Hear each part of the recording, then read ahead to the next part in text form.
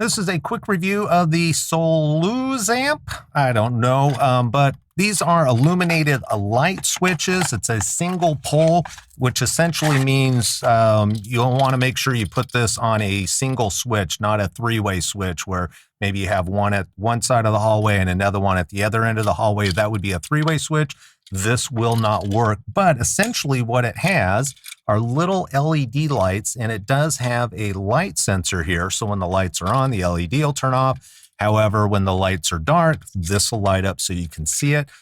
Build quality wise, it's kind of nice. I can either wrap the wire around the post, or they do have where you can just slide the cable in, the power leads into it, and it will automatically hook. Let me go ahead and install these and see what they look like. All right, so I got the first one installed. It went very smoothly, no issues as far as making the connections, no issues getting this mounted flushly and getting the plate wrapped around it. The one thing I did notice was from the old switch, this is not quite as deep where the wires go in, so I had to snip the wires just a little bit, but there's still plenty of depth, no issues there.